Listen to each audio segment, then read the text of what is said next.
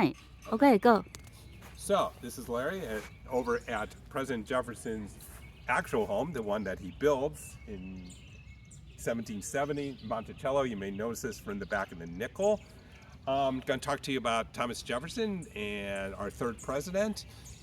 And like everything else on these videos, this is top of my head history. These are just things I happen to remember from this history I learned, and hopefully I remember it correctly. So Thomas Jefferson, he writes the Declaration of Independence, remember? We hold these truths to be self-evident, that all men are created equal, that they are endowed by their Creator with certain inalienable rights. Among these are the rights to life, liberty, and the pursuit of happiness. Nice sentiments. In fact, that's one of the reasons he's not in favor of the Constitution, is because he thinks that it doesn't do as good a job in terms of preserving liberty. For instance, he writes Virginia's statute on religious freedom. This is before the Constitution, and which helps become part of the Bill of Rights. One of the problems with the Constitution is it doesn't have a Bill of Rights at the beginning, and thanks to efforts by Jefferson and others, it does eventually get a Bill of Rights. Anyway, so Jefferson becomes, he joins the government, he becomes vice president, because in the election of 1796 he comes in second. People said, okay, that system doesn't work very well. Why don't we have it so that the electors vote for two people? That way we know that the president and vice president will be the same party. So you think that's going to work, right? Not quite. Because what happens in the election of 1800 is the Democrat Republicans, that's the name of Jefferson's party, yep, they get the most electors, but each of the electors, they decide to vote for, well, Thomas Jefferson, and they write Aaron Burr in various orders. They count up the votes, and what happens? Thomas Jefferson and Aaron Burr are tied. Well, you're going to have to do something to break the tie. They have to bring it to the House of Representatives. They probably debate a while on it, and they decide on Jefferson being president. Because of this, we don't do this anymore. We write up what's called the 12th Amendment to the Constitution, which says, okay, get rid of this system. We're going to instead have it president and vice president run on a ticket. They'll run together. Electors vote first for the president, second for the vice president. We'll fix it. So now a couple things about the Jefferson presidency. One of them, only a law nerd like me who's interested in, is that he, at the end of Adams' presidency, sort of like a midnight thing, Adams writes a whole bunch of stuff, including helping out some of his friends, because that's what you did in politics in those days. Patronage was a big deal, getting government jobs. So he gives a government job to a number of people. One of these people's name is Marbury. When Jefferson comes into office, his Secretary of State, James Madison, says, no, we're not going to follow these agreements. We're putting in our own people. Thank you very much. That becomes a problem, because it's like, okay, so what is it? So the Supreme Court steps in a case called Marbury versus Madison. Here's the funny part. I don't even remember which way they hold. I think they hold in favor of Madison.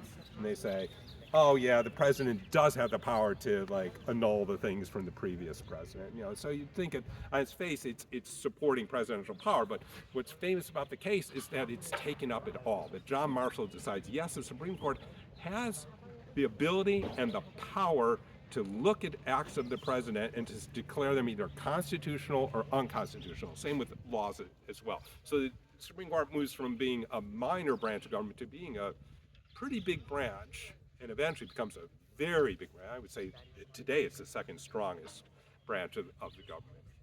A couple other things from the Jefferson presidency. One very famous one is that he famously makes the country a lot larger. A deal comes to him from Napoleon saying, I got to fight these wars in Europe. You want to buy the western United States. You guys have the eastern. How about all this land that France owns that's essentially the Midwest, the Great Plains up to the Rockies?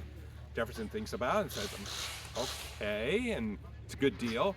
But it's very interesting because it's a constitutional problem. It's like, does he have the ability to do this? Personally, I think he does. It's called a treaty power, and you can write whatever treaties you want, but it was an issue in the day. I was saying, are we expanding too much presidential power to do this? Great deal for America. He then sends off an expedition, the Lewis and Clark expedition, to go and explore this land, and which brings back lots of great artifacts and learn a lot about it, and it's a wonderful thing. The other thing that Jefferson does as president is he builds a navy. He chooses not to, you can't compete with Britain on the big ships. He says, no, let's just build a whole bunch of small ships for cheap. Sort of like the drone warfare of the time, you would think. That would later prove to be a very successful idea, but it isn't until the next war that's true. But he also has a Marine Corps, and the Marine Corps has its first operation because there's during that time there were pirates in the coming from North Africa who were enslaving people. They would capture people on the high seas and enslave them, and they've been nasty for a while. This has been hundreds of years of these pirates. This isn't Johnny Depp pirates, these are real pirates. And most countries in the world would sort of pay them off and to not go after them. The United States is a weak country, we don't have the money to pay them off, so we're being attacked a lot. And then famously the line is, we have enough, we say, millions for defense, not 1 penny in tribute. And so we build up a Marine Corps. The Marine Corps goes and essentially attacks in North Africa. If you've ever heard the beginning of the Marine Anthem, from the shores of Montezuma to from the halls of Montezuma to the shores of Tripoli.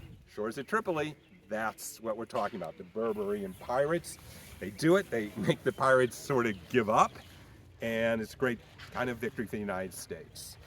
Jefferson, when he's done being president, he returns back here to Monticello. He helps build off in the distance there the University of Virginia. That's something he's extremely proud of because he's somebody who's very involved in believing that education is going to be the salvation of this country. This is how we're going to have a country come into being. He also becomes he's a big naturalist and paleontologist, thanks to stuff that's being returned by the Lewis and Clark expedition.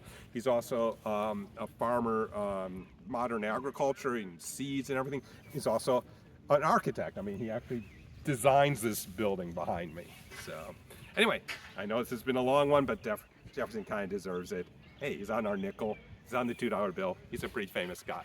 Thanks a lot. Bye.